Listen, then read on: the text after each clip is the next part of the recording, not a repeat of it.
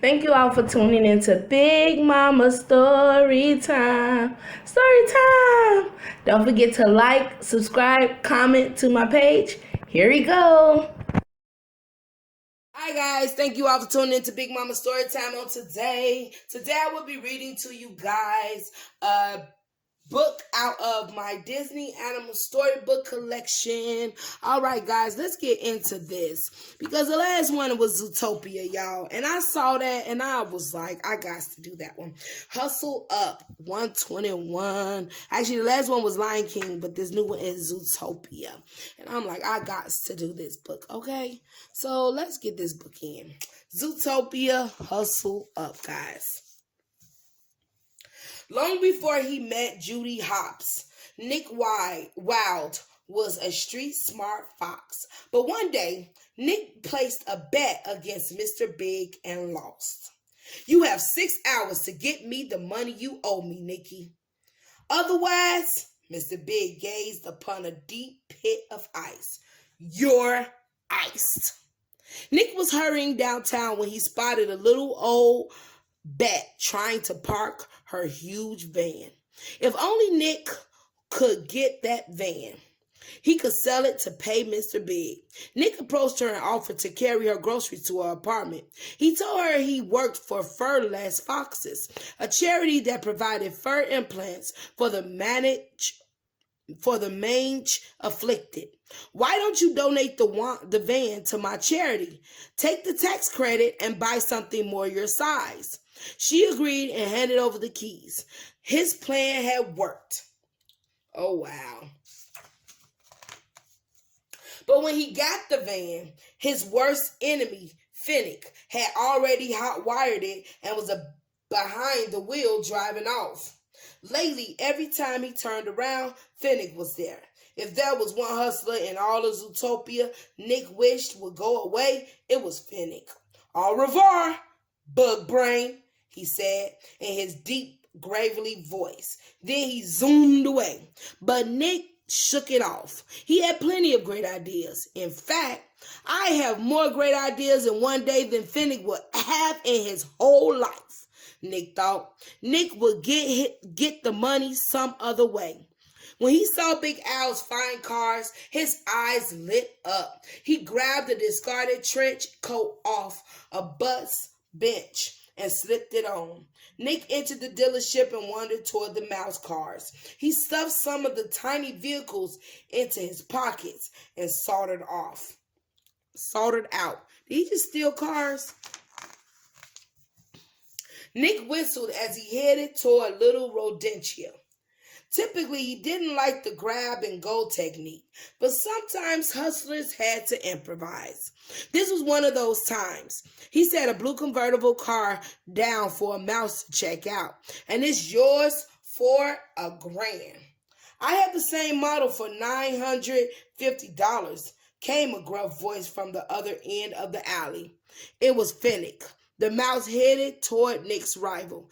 $900, Nick said, narrowing his eyes at Finnick. $700, said Finnick. "You can have this one for $600, and it runs like a dream," said Nick. $200, shouted Finnick, plus a free car wash. $175 final, Nick countered. "0, said Finnick, rolling the car toward the mice. "Yes," the mouse said. He jumped in and took off. "Okay, but you didn't make no money, Finnick." Suddenly, a stretch limo pulled up and 2 polar bears stepped out. Then they opened the door to reveal Mr. Big. "Time's up," he said. "I'm here to collect what you both owe me."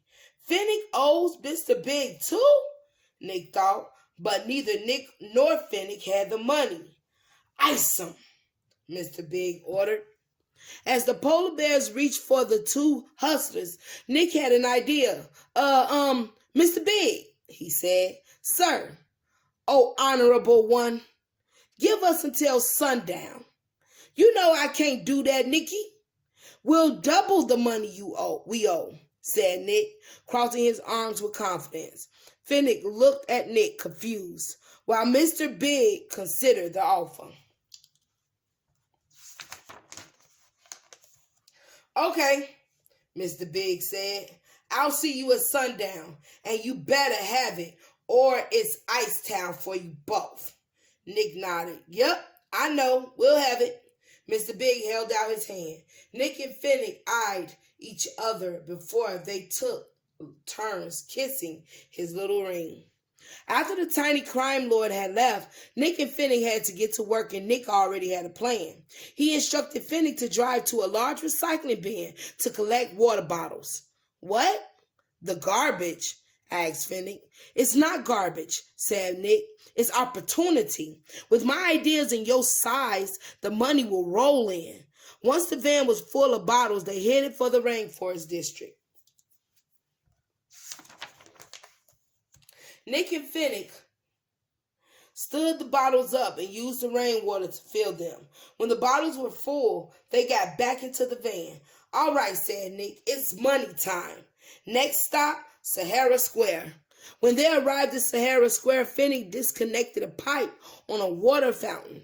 This is busted, said a cub trying to get a drink. Fresh, cold, natural water, called Nick, holding up a bottle. We'll just buy some from this nice fox and his little boy, the cub's mother said. Wow.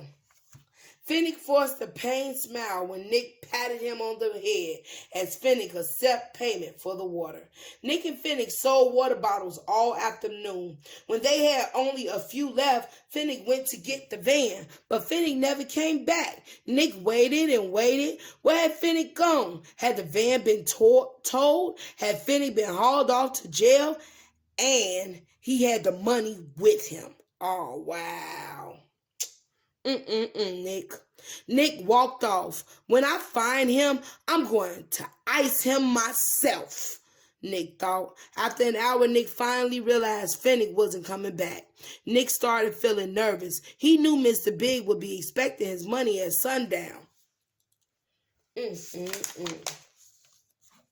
Suddenly, Finnick pulled up. Where have you?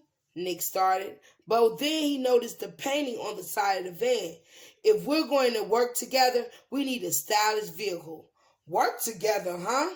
Said Nick. I knew you liked me. Back in Tundra Town, Nick and Finnick handed over the cash to Mr. Big and left as fast as they could. So what are we doing tomorrow?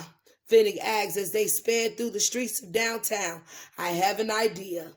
And it's not even really that illegal, Nick said.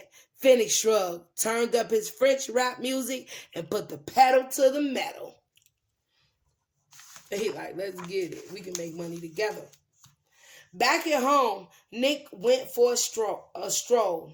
Tires screeched as a car zoomed by him. It was the old bat in a fancy new car. Thanks for the advice, she said to Nick. You were right. A car more my size does suit me.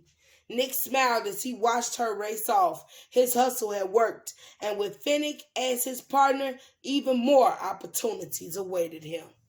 All right, guys, that was good. That is the end. That is the end of Zootopia. Heads up. Hustle up. All right, guys. Thank you all for tuning in to Big Mama Storytime. Please don't forget to like, share, comment, and subscribe to my page if you haven't done so already. All right, guys. Bye.